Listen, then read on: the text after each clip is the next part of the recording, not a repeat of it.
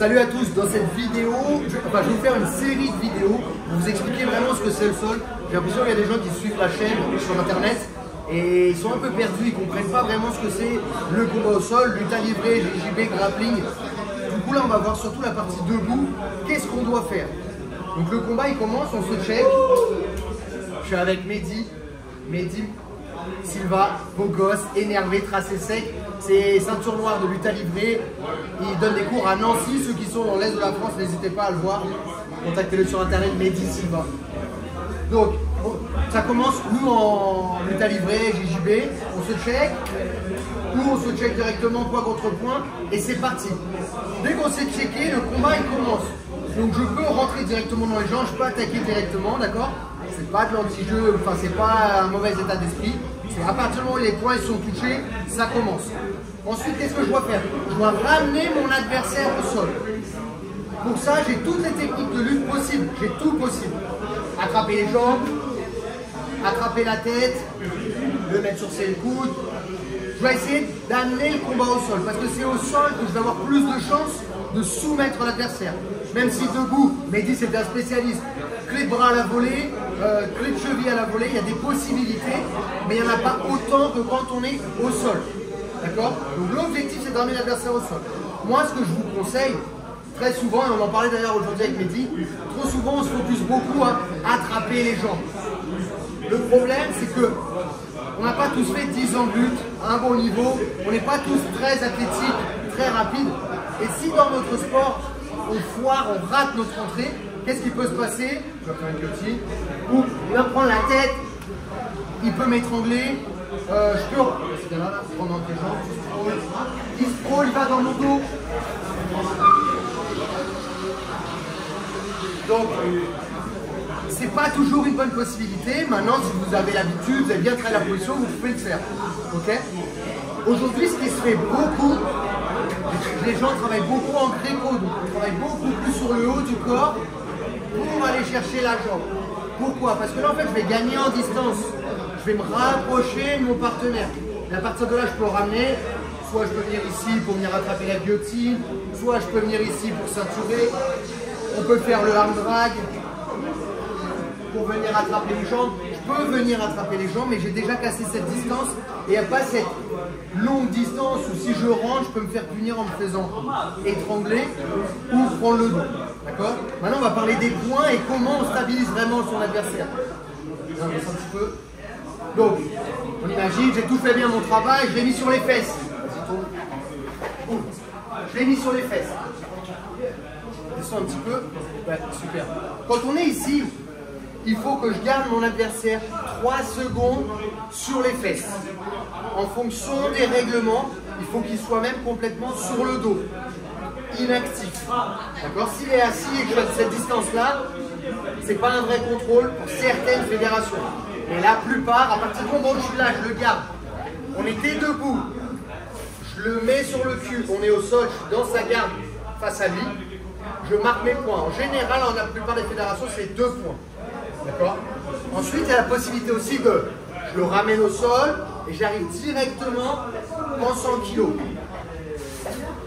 Donc, en fonction des fédérations encore, je peux mettre les 2 points de la projection, plus en général, c'est 3 points ici quand j'ai passé la garde ou quand je suis arrivé en 100 kg. Jiu-jitsu brésilien, eux, ils parlent de passer la garde.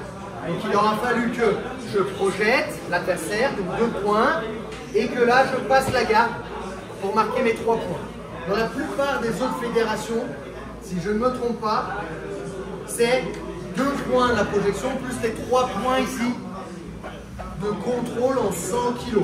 Peu importe si je suis en croix ou en nord-sud ici. Maintenant, pour marquer mes points ici, ce qui est vraiment important, c'est que mon adversaire soit sur le dos. Si jamais mon adversaire il est de profil là-bas, ou il est de profil vers moi, c'est pas un contrôle. Il faut vraiment qu'il soit sur le dos. D'accord? Pareil pour la position montée. Si jamais, bon, ça restera. Il faut que je ramène, si je ramène mon adversaire au sol et qu'on arrive en position montée, si je veux marquer les points de la montée, il faut que je libère mon pied ici.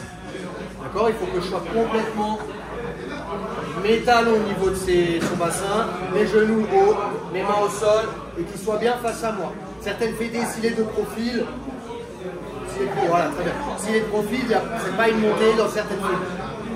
Okay. Et une dernière chose,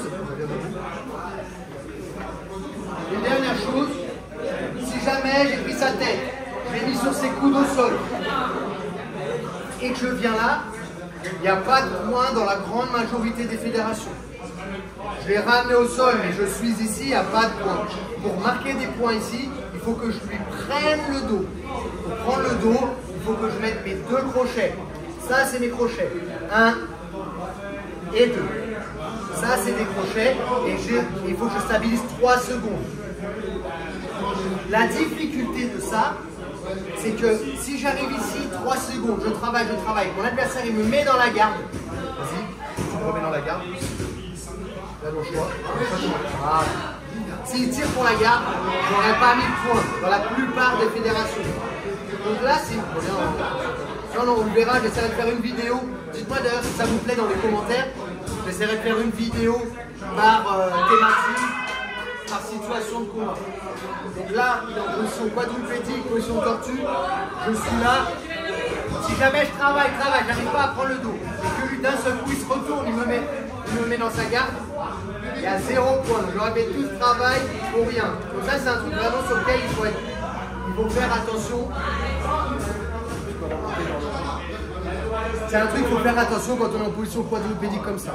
Okay, donc l'objectif quand je suis debout, c'est d'essayer de ramener le combat au sol, de le stabiliser ou d'enchaîner sur une soumission. Mais si j'enchaîne directement sur une soumission, c'est possible que je marque pas mes points.